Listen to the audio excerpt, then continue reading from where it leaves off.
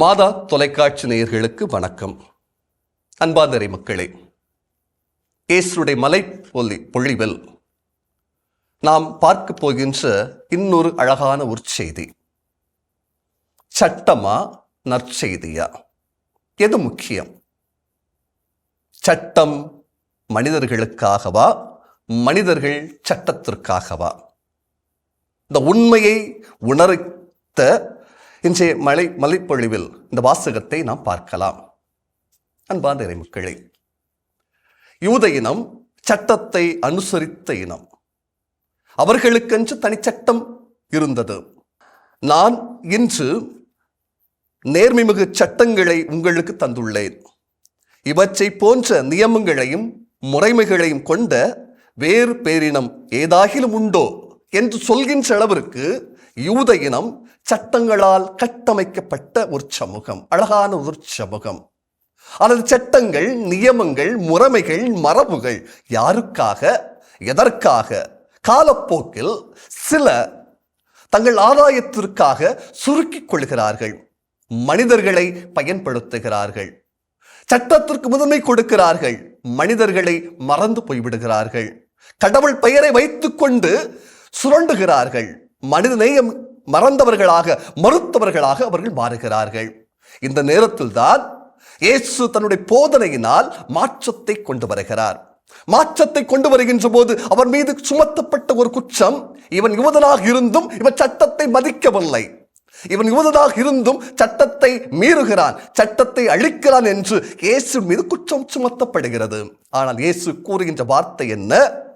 மத்தேயு நற்செய்தி 5ஆம் அதிகாரம் 17ஆவது இறைவார்த்தை சொல்வார், நான் அழிக்க வரவில்லை, சட்டம் மனித மீட்புக்கு உதவும் ஒரு கருவி, எனவே அதை நிறைவேற்றுவதற்காக வந்திருக்கிறேன் என்று அவர் அழுத்தமாக சொல்லுகிறார். ஓய்வு நாளில் இதை செய்யலாமா, செய்யக்கூடாதா? ஆக மனிதருக்கு முன்னுரிமை கொடுக்காதவைகள் மாற்றி அமைக்கப்பட வேண்டும். அது என்னில் நிறைவேறுகிறது என்று இயேசு கூறுகிறார். ஆக கடவுள் ஆண்டவர் இயேசு மனித நேயத்தை முதன்மைப்படுத்துகிறார். நாம் செய்யும் ஜெபம், உருட்டுகின்ற ஜெபமாலை மனிதருக்கு பயன்படவில்லை என்றால், மனித மதிப்பீடுகளை கட்டி அமைக்கப்படவில்லை என்றால் நிச்சயம் இது போலித்தனமாக அமைந்துவிடும். போலித்தனமான வழிபாடு கடவுளுக்கு உகந்த வழிபாடாக இருக்க இயலாது. ஒசையா இறைவாக்கினரும் ஆமோஸ் இறைவாக்கினரும் இதைத்தான் கடுமையாக சாடுகிறார்கள். நான் பலியை அல்ல, இரக்கத்தை விரும்புகிறேன், நான் வெறுக்கிறேன், இவருடைய விழாக்களை வெறுக்கின்றேன். காரணம், இவர்கள் என் பெயரை வைத்துக் கொண்டு மக்களை ஒடுக்குகிறார்கள், மனித நேயத்தை மறக்கிறார்கள். எனவேதான் ஆண்டவர் இயேசு புதிய கட்டளை தருகின்றார். நான் உங்களை அன்பு செய்வதைப் போல நீங்கள் ஒருவர் மற்றவர் அன்பு செய்ய வேண்டும். இதுதான் சட்டத்தின் முழுமை, சட்டத்துடைய நிறைவு என்று அவர் அழகான ஒரு கட்டளை தருகின்றார். நாம் அன்பின் அடிமைகளாக இருக்க வேண்டும், அன்பிற்கு மட்டுமே அடிமைகளாக வாழ வேண்டும், மனித நேயத்தை பாதுகாக்க வேண்டும், மனிதர்களை மனிதர்களாக மதிக்க வேண்டும். அதிகாரம், அந்தஸ்து, படைபலம், ஆள்பலம் வைத்து மனிதர்களை பாகுபடுத்தக்கூடாது. அவர்களுக்குரிய மதிப்பை, மாண்பை நாம் கொடுக்கின்றவர்களாக மாற வேண்டும் என்று ஆண்டவர் கொடுக்கிறார்.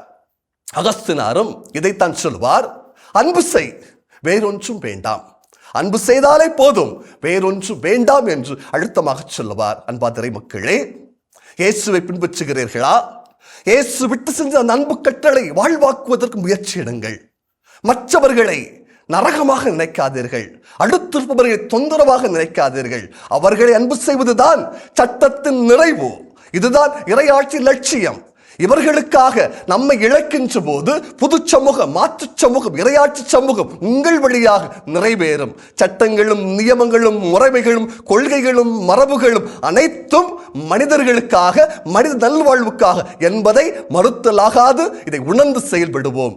ஆண்டவர் நம்மை அன்பு செய்கிறார், நீங்களும் மற்றவர்கள் அன்பு செய்யலாமே. இயேசுவுக்கே புகழ், இயேசுவுக்கே நன்றி. மரியே வாழ்க.